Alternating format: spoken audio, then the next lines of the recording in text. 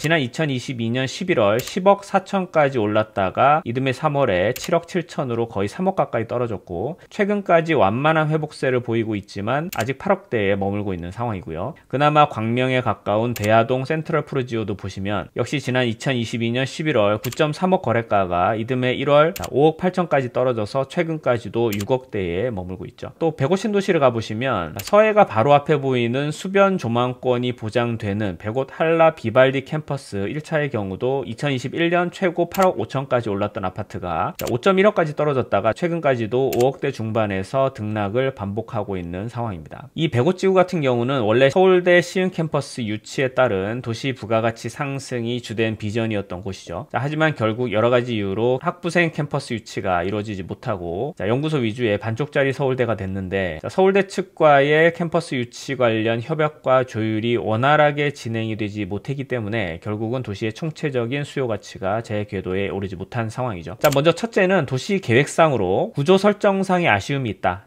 둘째로 도시광역철도, 도시철도 노선이 비합리적으로 구축이 되었다. 셋째로 행정부처의 추진력이 그다지 강해 보이지 않는다.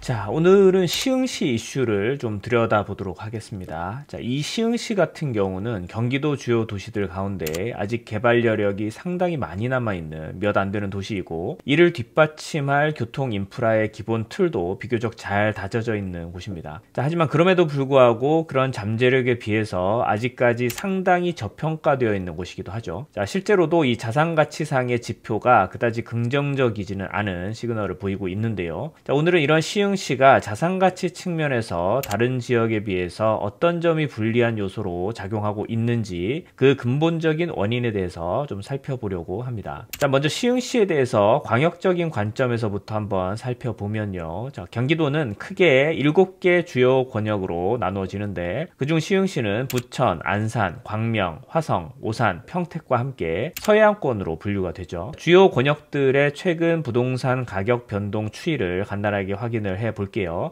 지난 10월 한국부동산원 월간 주택가격 동향 보고서에 따르면 전국적으로 이 주택가격은 전년 동월 대비 소폭 오름세를 보였고, 특히 수도권의 경우에는 전년 동월 대비 약 2.07%가량 상승하는 추세였는데요. 이런 추세는 경기도 주요 권역별로 위치에 따라서 조금씩 편차를 보이고 있죠.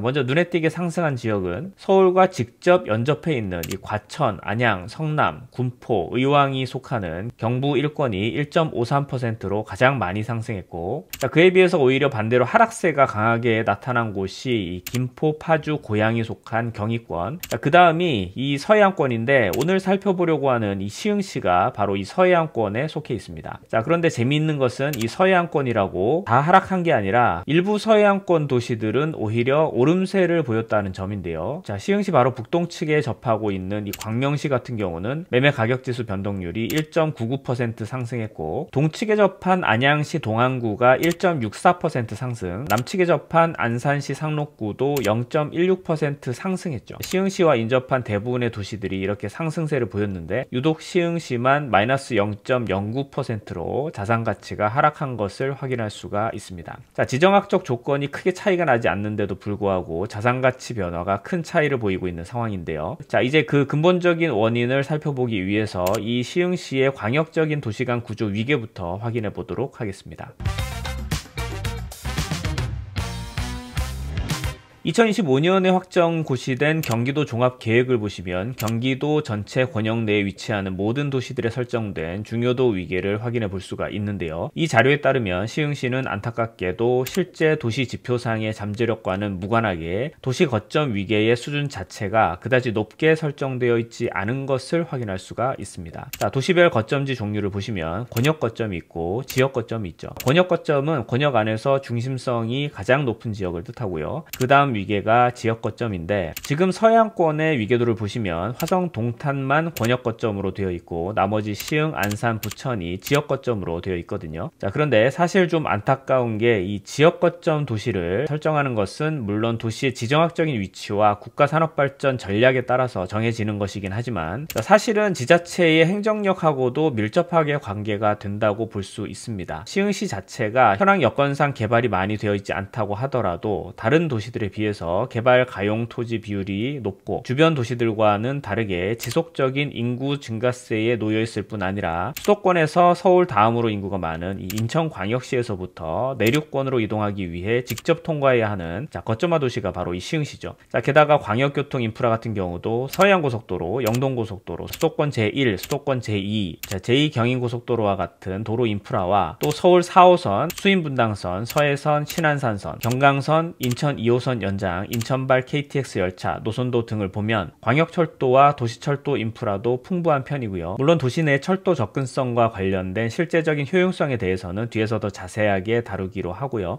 무엇보다도 이 시흥시 같은 경우 다른 주변 도시들에 비해서 아직 미개발 지역이 많이 남아있기 때문에 개발 가용 토지가 풍부하다라는 측면에서 계속해서 인구가 증가하고 도시화할 수 있는 공간이 많기 때문에 높은 잠재력을 보유하고 있다고 봐야겠죠. 그럼에도 불구하고 시흥시의 도시 위계가 그에 미치지 못하게 설정이 되어 있다라는 게 문제입니다. 소위 도시광역계획이나 도시기본계획과 같이 도시의 미래를 결정하는 이런 상위 계획을 살펴봤을 때 이 위계가 낮게 잡혀 있다면 미래가치 잠재력에 대한 정치적, 행정적인 어필이 충분히 반영되어 있지 않다 이렇게 봐야겠고요. 또 이런 광역적인 기본계획은 한번 정해지면 최소 5년간의 총체적인 시군구의 확장 정책에 막대한 영향을 미치기 때문에 지역 국회의원의 정치력이나 지자체 단체장 등의 이 행정력 상으로 충분히 커버가 되었어야 하는 부분이 아닌가 이런 생각이 듭니다.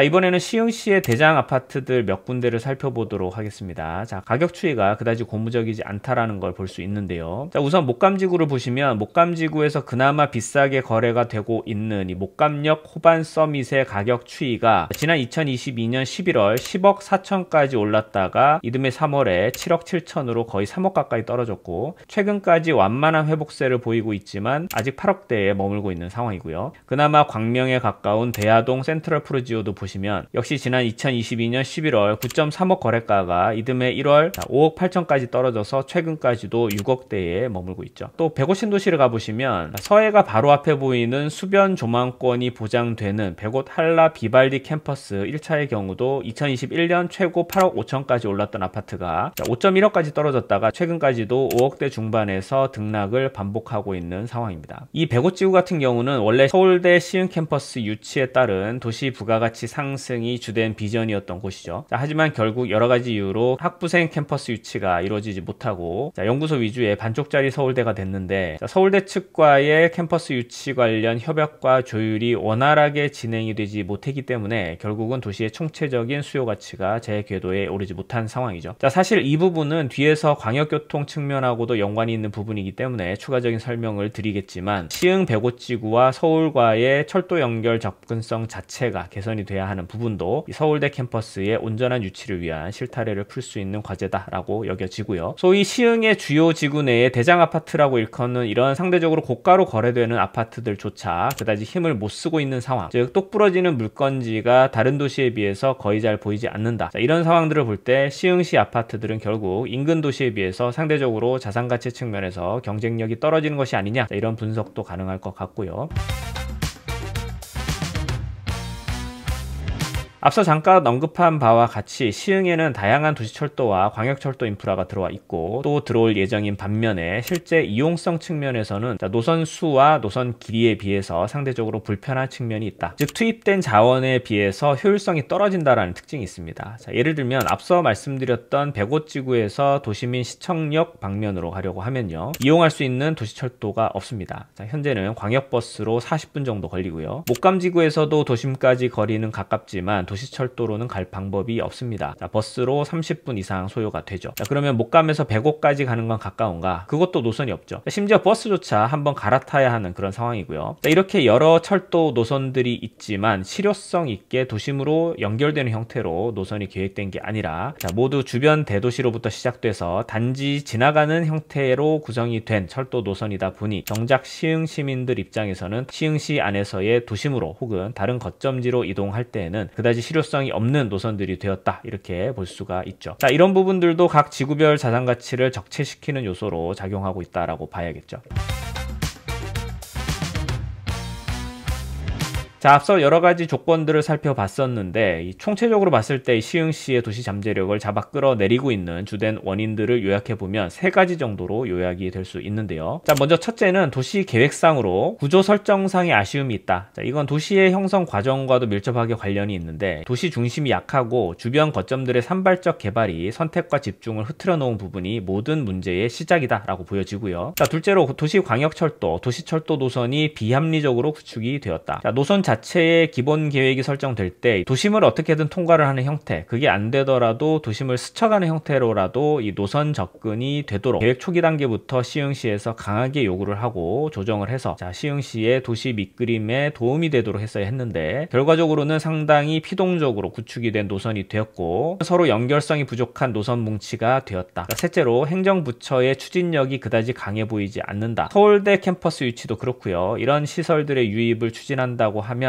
그냥 땅 드릴 테니까 들어오십시오. 이 정도로는 부족하죠. 자, 상위 계획상 서울 신림에서 백오까지 연결될 수 있는 광역철도라든지 대체교통수단 같은 자, 실제적으로 이 학생들의 거리상 느낄 수 있는 체감적 저항감을 줄여줄 수 있도록 광역적 교통대책에 대한 고려가 동시적으로 검토가 되었어야 하는 게 아닌가. 자, 그리고 혹은 서울에 있는 것과 견줄 만큼 충분히 경쟁력 있는 콘텐츠나 이 시설 인프라 같은 걸 제공을 하든 뭔가 강제력을 줄 수 있는 장치를 마련하는 등 강력한 의지를 바탕으로 한 유치 노력이 필요했을 것 같은데 자, 그런 게 현재로서는 그다지 보이지 않는다라는 점. 자, 이런 걸 봤을 때 지자체의 행정 또는 정치적 영향력이 도시 내에서 주도적으로 힘을 쓰지 못하고 있는 게 아닌가. 자, 이런 생각도 듭니다. 자, 이런 주요한 원인들이 현재 시흥시 집값을 적체시키는 데 일조했다라고 보면 될 것 같고요. 단기적으로 봤을 때는 크게 묘수가 현재로서는 보이지 않습니다. 자, 하지만 시간이 들더라도 앞서 언급했던 근본적인 문제부터 해결해 나가야 할 것으로 보여지고요. 장기적인 플랜으로 차근차근 접근해 나간다면 시흥시의 지정학적인 입지 그리고 도시개발 여력 등의 잠재력을 고려해 볼 때 충분히 대안이 나올 수 있다라고 생각이 되고요. 자, 그럼 이제 다음 콘텐츠에서 앞서 설명했던 세 가지 이슈들에 대해서 하나씩 정확하게 짚어보고 그 해결책에 대해서 살펴보도록 하겠습니다.